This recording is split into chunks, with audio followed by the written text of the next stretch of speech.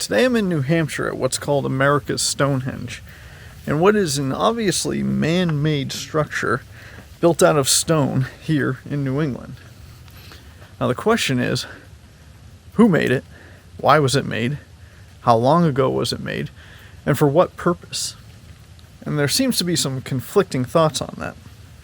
And if you're in New England, you'll see a lot of things made out of stone. And that's because when the glaciers retreated during the last ice age, it left a lot of what's called glacial till, which is just churned up stone, rocky soil. So, colonial era and, to some extent, Native Americans in New England built a lot of walls and pens out of the stone. And you still see that today. You can be driving down the road and there'll be a colonial era wall off into the woods. Additionally, you'll see things like balanced rocks, where the ice retreated and left one boulder kind of just sitting balanced on top of another boulder, and that's also common. Also, deep cuts in the earth, like at Purgatory Chasm.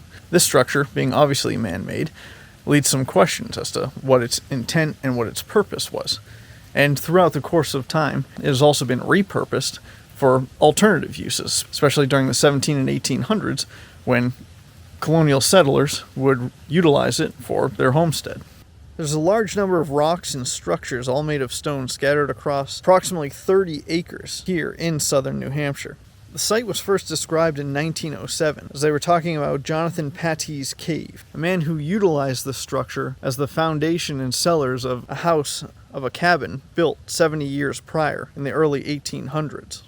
These stone structures were either already here at the time and repurposed by Jonathan Pattee for his own cabin and personal use, or he began constructing them once he came upon the site.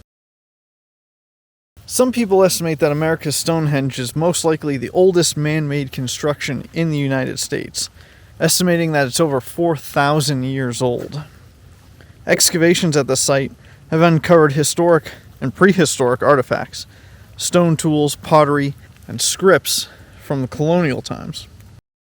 Excavations in these areas, dating back to 1690 AD, prove that the walls were here prior to the 1800s build-up by Mr. Pattee. Charcoal found was dated back to 1400 BC, and some even further than 2000 BC, eventually being refined down to 1525 BC.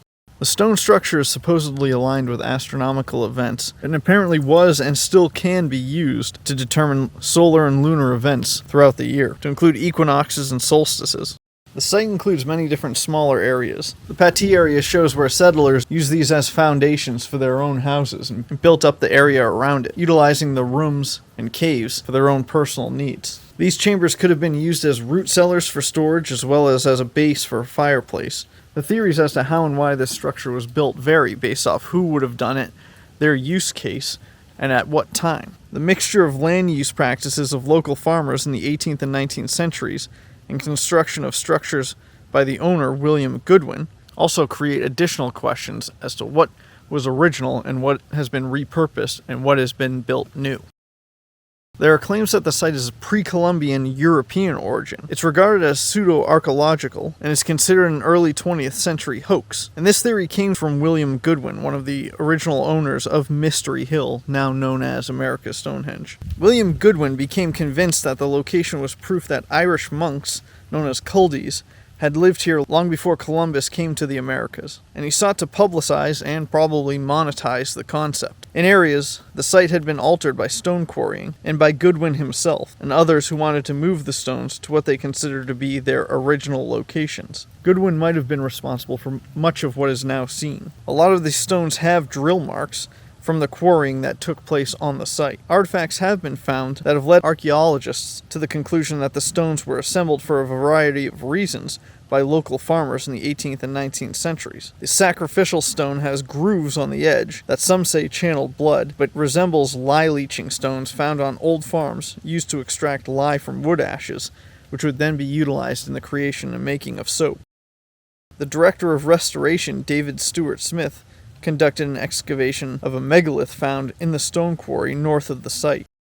This dig discovered hundreds of chips and flakes from the stone, of which they concluded that this was evidence of tool manufacture consistent with American Indian lithic techniques, although they're unable to date the artifacts. Conclusions have been made that no Bronze Age artifacts have been found there, No one has found a single artifact of European origin from that period around the time of the New World. Other theories state that this was utilized by Native Americans for a multitude of purposes, whether that's as cellars, as living areas, as a type of astronomical clock or calendar, as well as for religion, such as for sacrifices, though these have often been disputed. A combination of the theories may be to explain the overall idea of how it came to be.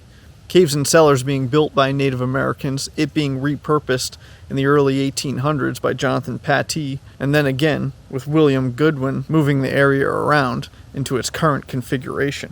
If you have a theory as to how America's Stonehenge was created, go ahead and leave a comment down below. Thanks for watching, and as always, until next time, get lost.